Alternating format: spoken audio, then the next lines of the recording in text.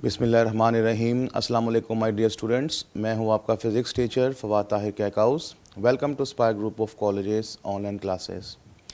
Student, आज का lecture हमारा लेक्चर 15 है। इस लेक्चर में हम लोगों ने एक लास्ट आर्टिकल चैप्टर का इक्विलिब्रियम स्टार्ट करना है। इक्विलिब्रियम हमारे पास बहुत इम्पोर्टेंट इसके एमसीक्यूज़ हैं, इसके न्यूमेरिकल्स हैं, इसके शॉर्ट क्वेश्चंस हैं। ये लॉन्ग क्वेश्चन नहीं है। जैसे कि मैंने आपको लास्ट लेक्चर में बता दिया था कि हमारे पास लॉन्ग क्वेश्चन टॉर्क आखिरी सवाल है, इसके बाद हमारे पास लॉन्ग क्वेश्चन नहीं होंगे। तो अब ये इक्विलिब्रियम हमारे पास लास्ट टॉपिक है चैप्टर नंबर 2 का और बड़ा अहम है। इसके न्यूमेरिकल्स स्टूडेंट्स को बहुत प्रॉब्लम क्रिएट करते हैं। स्टूडेंट्स इसके न्यूमेरिकल्स नॉर्मली छोड़ देते हैं। हालांकि अगर ये आर्टिकल आप लोगों को क्लियर हो तो मेरा नहीं ख्याल कि ये स्किप करना चाहिए। बहुत ही मुख्तसर इनका सलूशन होता है, सिर्फ आर्टिकल को समझने की बात है। तो आज के लेक्चर में हम लोगों ने अंडरस्टैंड करना है कि इक्विलिब्रियम क्या होता है, इक्विलिब्रियम ऑफ फोर्सेस क्या है, और इसको हम लोग एक एग्जांपल के साथ भी देखेंगे ताकि आपका कॉन्सेप्ट क्लियर हो जाए। तो स्टूडेंट, पहले मैं आपके साथ डिस्कस करता हूँ कि इक्विलिब्रियम क्या होता है। इक्विलिब्रियम अगर आप देखें, कोई भी ऑब्जेक्ट हमारे पास मूव नहीं कर रहा, रेस्ट पर मौजूद है, हरकत नहीं कर रहा, तो हम नॉर्मली कहते हैं कि ये बैलेंस है, ये इक्विलिब्रियम की हालत में है। तो इसी तरह हम इसको डिफ़ाइन करते हैं, under the action of force या forces, if a body is at rest or moving with constant velocity, it is said to be in equilibrium। यानी कि अगर कोई बॉडी फोर्सेस के अंडर रेस्ट पर हो, यानी कि फोर्सेस लग भी रही हैं, बॉडी मूव नहीं कर रही, या बॉडी फोर्स की वजह से मूव कर रही है लेकिन कांस्टेंट वेलोसिटी, तो हम कहते हैं वो बॉडी इक्विलिब्रियम की हालत में है। आइए इसको चंद एग्जांपल्स के साथ हम देखते हैं। बेटा, ये एक बच्चे ने ऑब्जेक्ट अपने हाथ में होल्ड किया है। इस ऑब्जेक्ट को होल्ड करने के लिए इसको डेफिनेटली फोर्स लगानी पड़ेगी अगेंस्ट द ग्रेविटी, यानी कि अपवर्ड, ऊपर की जानिब। आप देख रहे हैं कि ये बच्चा इस ऑब्जेक्ट को होल्ड करने के लिए अपवर्ड पुश कर रहा है, मींस कि अपवर्ड फोर्स लगा रहा है। क्यों? क्योंकि अगर ये ऑब्जेक्ट पर अपवर्ड फोर्स नहीं लगाएगा तो ये ग्रेविटी इस ऑब्जेक्ट को अपनी तरफ खींच लेगी।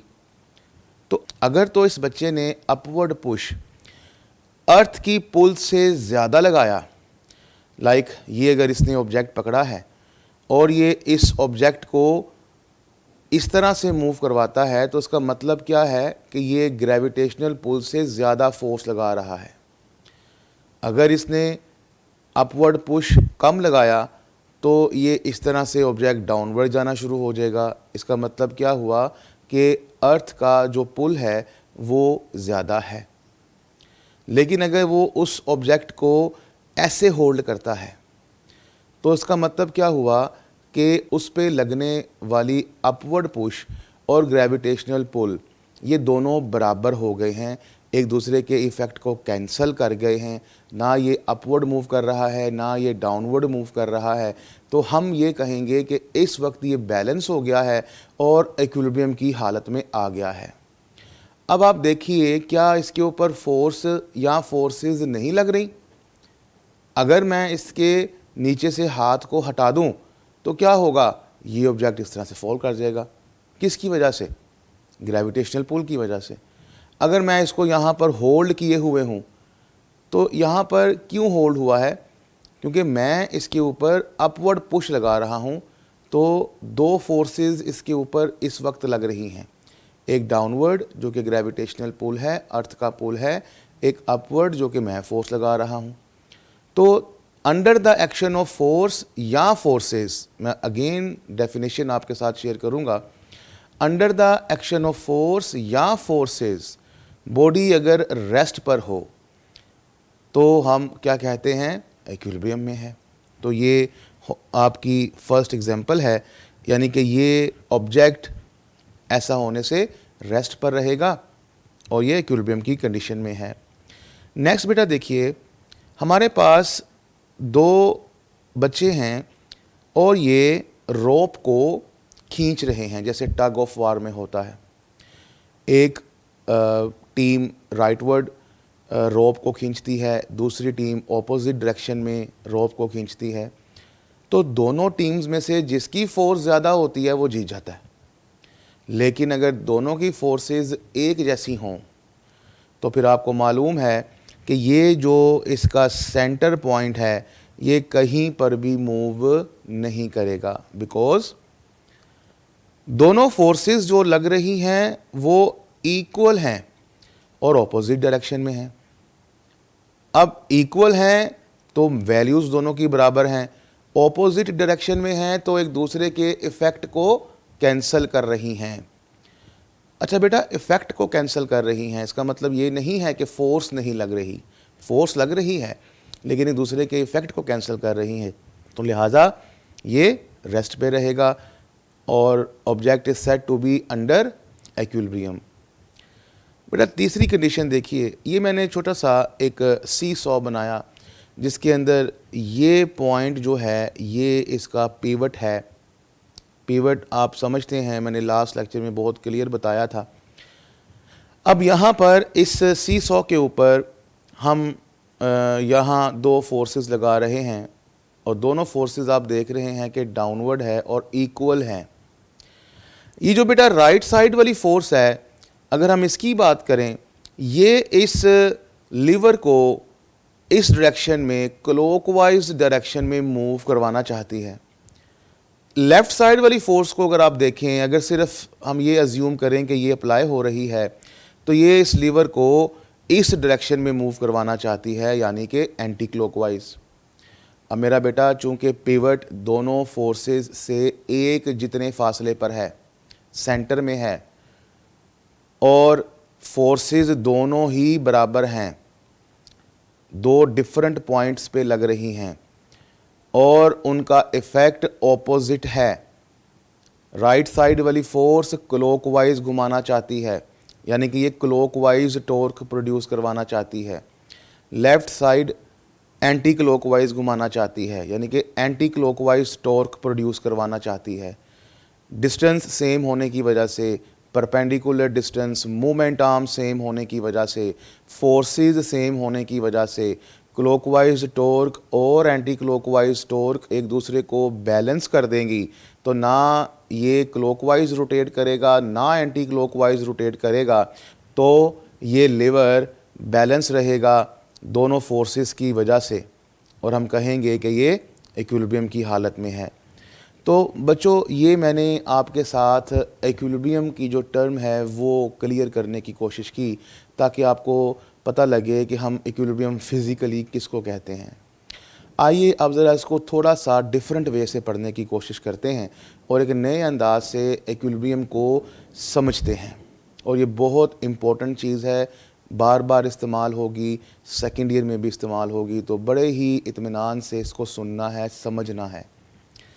बेटा मैं इसकी डेफिनेशन अगेन आपके साथ शेयर करता हूँ और इस डेफिनेशन में दो वर्ड्स मैं आपके साथ हाईलाइट करूँगा, एक रेस्ट और दूसरा कांस्टेंट वेलोसिटी। बेटा अगर आप इन दोनों वर्ड्स को थोड़ा सा गौर करें और आप बच्चों ने मैट्रिक लेवल पर इक्वेशन ऑफ मोशंस और न्यूटन के लॉज पढ़े हैं, वो लॉज के मुताबिक आप ये जानते हैं कि अगर एक बॉडी रेस्ट पर होती है, मूव नहीं करती, तो उसका एक्सेलरेशन क्या होता है, ज़ीरो। या अगर कोई बॉडी कांस्टेंट वेलोसिटी के साथ मूव करती है तो उसका एक्सेलरेशन क्या होता है, ज़ीरो। इसका मतलब ये हुआ कि इक्विलिब्रियम की डेफिनेशन में एक बड़ी ही इम्पोर्टेंट बात छुपी हुई है। वो ये छुपी है कि अगर ये दोनों चीज़ें हैं तो फिर उस बॉडी का एक्सेलरेशन ज़ीरो होगा। इट मीन्स कि हर वो ऑब्जेक्ट जो रेस्ट पर हो, हर वो ऑब्जेक्ट जो वेलोसिटी रखता है ज़रूरी नहीं उसका एक्सेलरेशन हो, तो उसका एक्सेलरेशन ज़ीरो भी हो सकता है अगर उसकी वेलोसिटी कांस्टेंट हो। तो बेटा इन दोनों बातों को मद्देनज़र रखते हुए आप एक नतीजे पर पहुंचते हैं कि बॉडी अगर इक्विलिब्रियम में है तो वो रेस्ट की हालत में भी हो सकती है, वो मोशन की हालत में भी हो सकती है। शर्त ये है कि उसका एक्सेलरेशन ज़ीरो होना चाहिए। तो हम यहाँ पर एक बहुत इम्पोर्टेंट रिज़ल्ट को शेयर करते हैं कि इक्विलिब्रियम का मतलब है एक्सेलरेशन इज़ ज़ीरो। मैंने पहले आपको फिज़िकली समझाया और अब मैं आपको फ़िज़िक्स की रूह से समझा रहा हूँ कि फ़िज़िक्स क्या कहती है कि इक्विलिब्रियम है क्या चीज़। तो याद रखिएगा, हर वो ऑब्जेक्ट जिसका एक्सेलरेशन ज़ीरो होगा वो इक्विलिब्रियम की हालत में कहलाएगा। अब उसका एक्सेलरेशन आपने उसके दिए गए डाटा को देखते हुए डिसाइड करना है कि कैसे ज़ीरो होगा।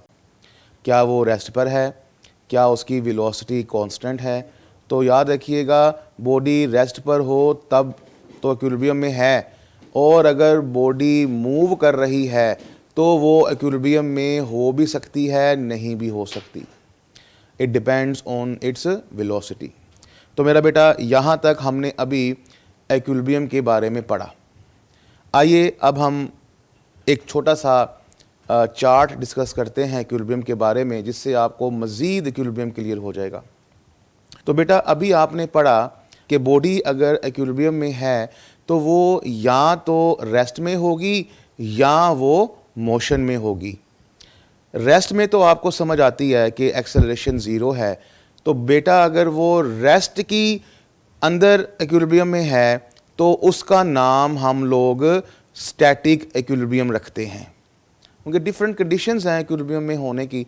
तो अगर वो रेस्ट के अंडर बात कर रहे हैं तो वो स्टैटिक इक्विलिब्रियम कहलाएगा। और बेटा अगर वो मोशन की वजह से इक्विलिब्रियम में है तो उसका नाम हम रखते हैं डायनामिक इक्विलिब्रियम।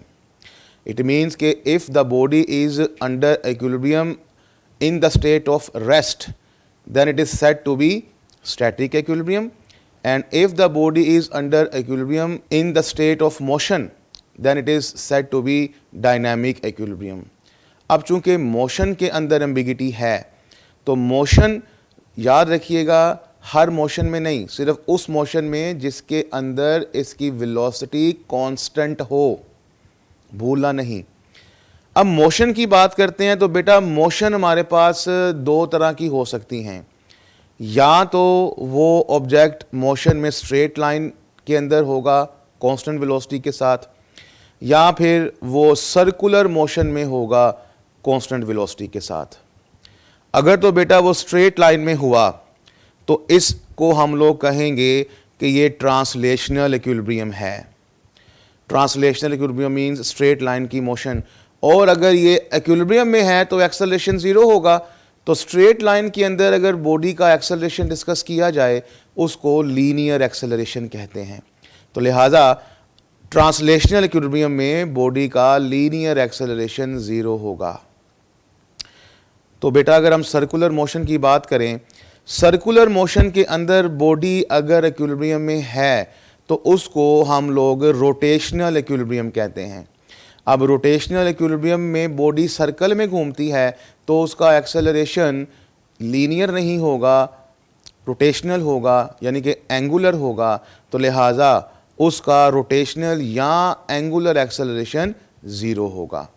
तो ये मेरा बेटा एक छोटा सा चार्ट है, अगर आप इसको अच्छे तरह से याद कर लें तो आप हर तरह से इक्विलिब्रियम के बारे में बड़े आसानी से बता सकते हैं, जिस तरह मर्ज़ी वो आप लोगों को टेढ़ा मेढ़ा करके सवाल पूछे।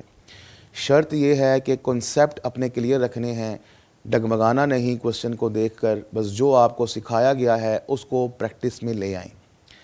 मेरा बेटा मैं फिर से रिपीट कर देता हूँ, इक्विलिब्रियम में है तो यहाँ वो रेस्ट में होगी या मोशन में होगी। अगर वो रेस्ट में है तो उसका नाम क्या है, स्टैटिक इक्विलिब्रियम।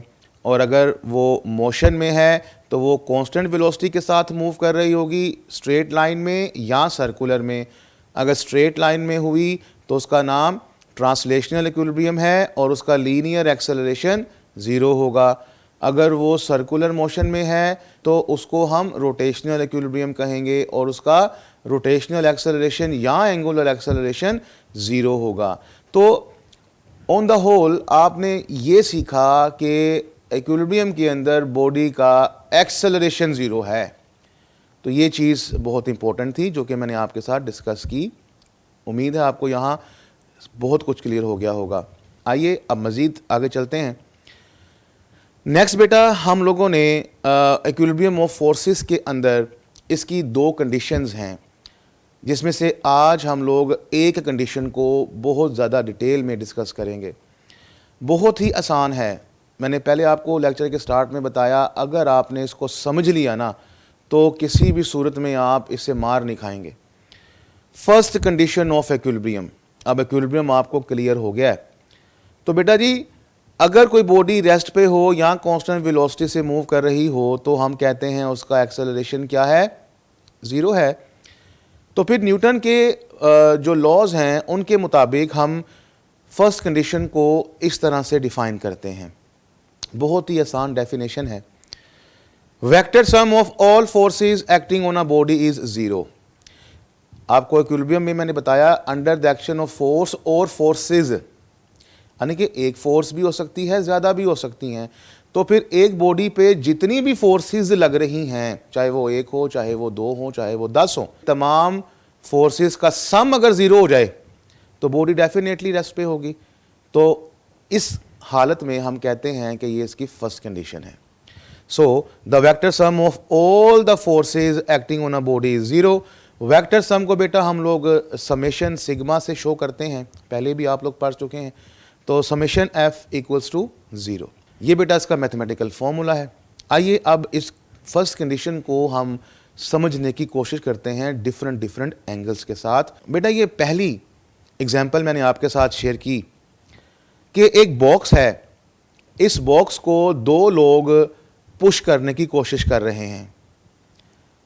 लेफ्ट साइड वाला जो आदमी है वो इसके ऊपर फर्ज कर लें फोर्स F1 लगा रहा है, कौन सी डायरेक्शन में, राइट वर्ड डायरेक्शन में।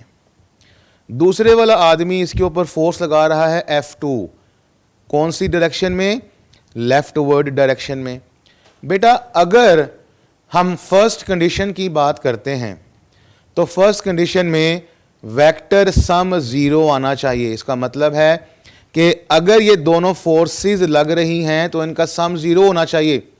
फोर्सेस आर वेक्टर्स, वेक्टर्स अगर मैग्नीट्यूड में सेम हो, डायरेक्शन में ऑपोजिट हो तो उनका सम ज़ीरो आता है, अगर उनका लाइन ऑफ एक्शन भी सेम हो तो। अगर फोर्सेस का लाइन ऑफ एक्शन सेम ना हुआ तो बॉडी शायद रोटेट कर जाए। लेकिन चूंकि हम लोग फर्स्ट कंडीशन पढ़ रहे हैं, फर्स्ट कंडीशन के अंदर हमने कहा कि इसका ज़ीरो लीनियर एक्सेलरेशन होता है। ये बड़ा इंपॉर्टेंट पॉइंट है, यानी कि फोर्सेस लग रही हैं, फोर्सेस लगने की वजह से उसको रोटेट नहीं करवाना, रोटेशन को नहीं देखना, हमने स्ट्रेट लाइन की मोशन को देखना है। क्योंकि अगर अब वो रोटेट हो गई तो वो तभी रोटेट होगी जब उनका लाइन ऑफ एक्शन सेम नहीं होगा। अब यहाँ पर ज़रूरी है कि चूंकि हमने लीनियर एक्सेलरेशन देखना है तो उसकी स्ट्रेट लाइन में मोशन ज़रूरी है। लिहाजा हम लोग ये लाजमी कहेंगे कि फोर्सेस का लाइन ऑफ एक्शन सेम होना चाहिए, अदरवाइज ये कैंसल आउट नहीं होंगी, इनका कोई ना कोई इफ़ेक्ट आ जाएगा। लिहाजा ये दोनों फोर्सेस अगर मैग्नीट्यूड में सेम हैं और इनका लाइन ऑफ एक्शन सेम है और ये ऑपोजिट डायरेक्शन में हैं तो फिर इनका नेट इफ़ेक्ट जो है मेरा बेटा वो ज़ीरो आ जाएगा। इसका मतलब है कि नेट फोर्स इसके अंदर ज़ीरो लग रही है। लिहाजा हम कह सकते हैं summation F equals to zero. तो मेरा बेटा इस एग्जांपल से आपको समझ आ गया होगा कि फोर्सेस सिर्फ और सिर्फ उस हालत में एक दूसरे के इफ़ेक्ट को कैंसिल करती हैं, एक मैग्नीट्यूड में सेम, दूसरा डायरेक्शन में ऑपोजिट, और तीसरा लाइन ऑफ एक्शन सेम होना चाहिए। लाइन ऑफ एक्शन मैंने आपको टॉर्क में बड़ा क्लियरली बताया था। अगर लाइन ऑफ एक्शन सेम ना हुआ तो हो सकता है कि ये रोटेट कर जाएं, और अगर ये रोटेट कर गई तो फर्स्ट कंडीशन से बाहर चली गई। मेरा बेटा नेक्स्ट एग्जांपल एक और आपके साथ शेयर करते हैं। ये एक ऑब्जेक्ट है जिसका मास m है और वो एक टेबल पे पड़ा है। आपको मालूम है ना कि जब एक ऑब्जेक्ट हम होल्ड करते हैं या किसी टेबल पर रखते हैं तो उसका वेट डाउनवर्ड लगता है और नॉर्मल रिएक्शन फोर्स जो कि एज अ रिएक्शन टेबल लगा रही होती है वो ऊपर लग रहा है। तो फिर हम इसको इस तरह से शो कर देते हैं। अब यहाँ पर ये जो mg है ये इसका वेट है, डाउनवर्ड लग रहा है। n नॉर्मल फोर्स है जो कि टेबल इस ऑब्जेक्ट पे लगा रही है। तो वेट आपको पता है always downward, normal force always upward. अब ये टेबल पर अगर बेटा बुक पड़ी हो वो ज़िंदगी भर वैसे ही पड़ी रहेगी जब तक उसको एक्सटर्नल फोर्स लगाकर वहाँ से हटाया ना जाए। अब चूंकि मेरा बेटा यहाँ पर डाउनवर्ड फोर्स और अपवर्ड फोर्स दो लग रही हैं और ये ऑब्जेक्ट मूव भी नहीं कर रहा, इसका मतलब कि दोनों मैग्नीट्यूड में सेम हैं, डायरेक्शन में ऑपोजिट हैं, लाइन ऑफ एक्शन दोनों का सेम है, लिहाजा ये भी एक दूसरे के इफेक्ट को कैंसिल कर देंगी और टोटल फोर्स हमारे पास ज़ीरो आएगी, यानी कि समेशन एफ हमारे पास ज़ीरो हो गया। ठीक है मेरा बेटा, ये एक और एग्जांपल मैंने आपके साथ शेयर की। आइए अब ये देखते हैं कि हमने इन दोनों एग्जांपल से सीखा क्या। बेटा अब जो बात मैं आपको बताने जा रहा हूँ ये आपने हर वक्त जहन में रखनी है, क्योंकि अगर आप ये जहन में रखेंगे ना तो ये कंडीशन आपको कभी भी तंग नहीं करेगी। पेपर में नहीं लिखना, लेकिन आप लोगों ने इसको याद रखना है, इससे आपको बड़ा अच्छा याद हो जाएगा। आपने सीखा ये कि पीछे वाली एग्जाम्पल में हमने देखा कि फोर्सेस लेफ्टवर्ड और राइटवर्ड लग रही थी और एग्जाम्पल नंबर 2 में आपने देखा फोर्सेस अपवर्ड और डाउनवर्ड लग रही हैं। यानी कि आप ये कह सकते हैं कि अगर हमारे पास लेफ्टवर्ड फोर्स राइटवर्ड फोर्स के बराबर हो जाए, लेफ्ट पे लगने वाली फोर्स और राइट पे लगने वाली फोर्स दोनों एक जैसी हैं मैग्नीट्यूड में, लाइन ऑफ एक्शन सेम है, तो दोनों दूसरे को कैंसिल कर देंगी, तो सम एफ ज़ीरो।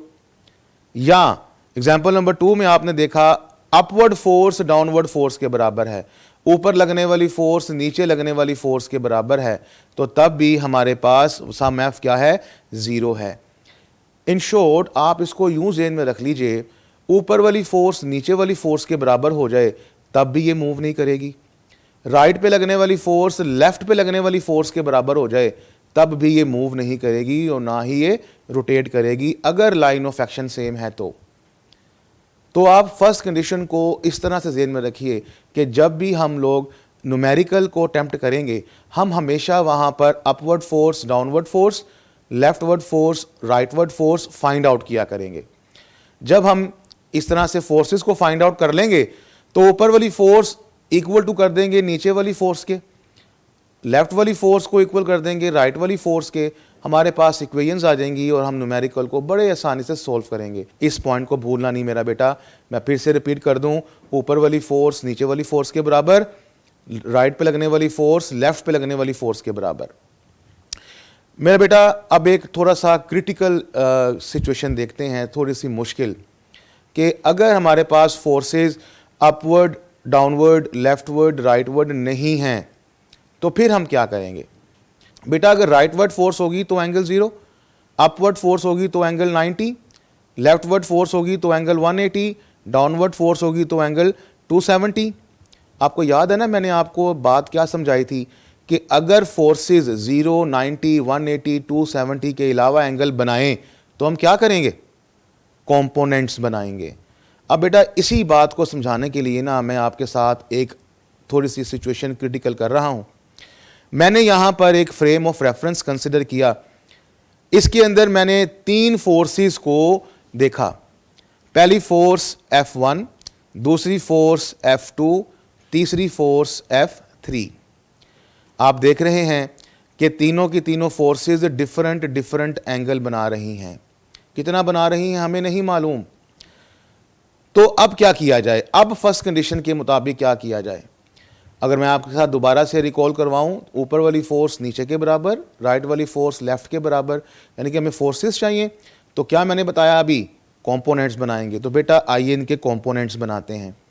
पहले वाली के कंपोनेंट्स मैंने बनाए F1y, f1x, दूसरी के बनाए f2y f2x, तीसरी के बनाए f3y f3x। तो ये मेरा बेटा हमारे पास इसके कंपोनेंट्स बन गए। अगर मैं इसको मज़ीद थोड़ा सा क्लियर करके आपके साथ शेयर करूं तो ये फोर्सेस कुछ इस तरह से आपको दिखाई देंगी। अब ज़रा इसको गौर से देखिए, ये दोनों फोर्सेस अपवर्ड हैं, ये दोनों फोर्सेस लेफ्टवर्ड हैं, राइटवर्ड फोर्स सिर्फ एक है, डाउनवर्ड फोर्स सिर्फ एक है। तो हमारे पास ऊपर वाली फोर्स, नीचे वाली फोर्स, राइट वाली फोर्स, लेफ्ट वाली फोर्स, सारी फोर्सेस आ गई। अब अगर हमारे पास बॉडी इक्विलिब्रियम में है तो फिर क्या मतलब है इसका मतलब ये हुआ कि अगर वो इक्विलिब्रियम में है तो f1y plus f2y equals to होगा f3y के, ठीक है, एंड f1x इक्वल टू होगा f2x प्लस f3x। ठीक है मेरा बेटा। तो ऊपर वाली फोर्स बराबर होगी नीचे वाली फोर्स के, लेफ्ट वाली फोर्स बराबर होगी राइट वाली फोर्स के। अब आपको समझ आ गया होगा कि करना क्या है। जब भी ऐसी सिचुएशन आएगी ना, हम हमेशा सिर्फ एक काम करेंगे, कंपोनेंट्स बनाएंगे, रास्ता खुद ही हमारे सामने निकल आएगा मेरा बेटा। तो इसके बाद आप लोगों ने फिर ये देखा, मैंने एक ऑब्जेक्ट बनाया, इस ऑब्जेक्ट के ऊपर मैंने ये फोर्सेस लगाई और उसी चीज़ को अप्लाई किया, और मैंने कहा कि अगर मुझे फोर्सेस का सम ज़ीरो चाहिए तो मेरे पास एक्स पे लगने वाली फोर्सेस का सम भी ज़ीरो होना चाहिए, वाई पे लगने वाली फोर्सेस का सम भी ज़ीरो होना चाहिए। और यही चीज़ मैंने अभी आपको प्रीवियस पेज पे दिखाई कि किस तरह से आप इसको इक्वलाइज करेंगे। तो मेरा बेटा हम लोगों ने देखा समेशन एफ एक्स अगर हमें ज़ीरो करना है तो लेफ्ट वाली इक्वल्स टू राइट वाली के बराबर, समेशन एफ वाई ज़ीरो करना है तो अपवर्ड वाली फोर्स डाउनवर्ड वाली फोर्स के बराबर। यही काम तो हमने अभी पीछे किया है। एंड में सारा कंक्लूजन हमारे पास क्या निकला, ये निकला कि अगर मेरे पास बॉडी फर्स्ट कंडीशन को सेटिस्फाई कर रही है तो सम एफ ज़ीरो होना चाहिए।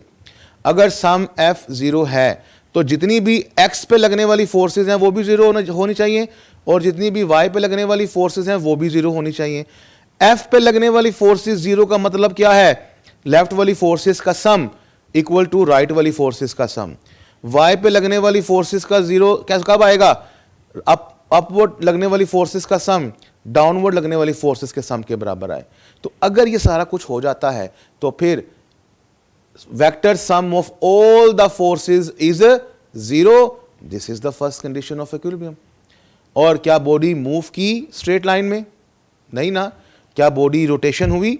नहीं। तो इसका मतलब ये हुआ कि अगर हमारे पास फर्स्ट कंडीशन सेटिस्फाई होती है तो हम ये कह सकते हैं कि बॉडी का लीनियर एक्सेलरेशन ज़ीरो होगा। लिहाजा बेटा हमने एक चीज़ को आखिर में बता दिया कि अगर फर्स्ट कंडीशन सेटिस्फाइड है तो उसका कोई भी लीनियर एक्सेलरेशन नहीं है और बॉडी हमारे पास ट्रांसलेशनल इक्विलिब्रियम में होगी। मैंने यही आपको बताया था कि अगर बॉडी मोशन में है स्ट्रेट लाइन में, उसका लीनियर एक्सेलरेशन ज़ीरो होगा और उस इक्विलिब्रियम को हम लोग ट्रांसलेशनल इक्विलिब्रियम कहेंगे। मेरा बेटा यहाँ तक आज हम लोगों ने फर्स्ट कंडीशन ऑफ इक्विलिब्रियम को डिस्कस किया। नेक्स्ट लेक्चर में हम इंशाल्लाह इसकी एग्जांपल्स को देखेंगे और इसको मज़ीद क्लियर करेंगे ताकि आपका कोई भी एमसीक्यू, कोई भी शॉर्ट क्वेश्चन, कोई भी न्यूमेरिकल जिससे बच्चे भागते हैं वो आपके साथ इंशाल्लाह नहीं होगा। तब तक के लिए अपने टीचर को इजाज़त दीजिए। अल्लाह हाफिज़।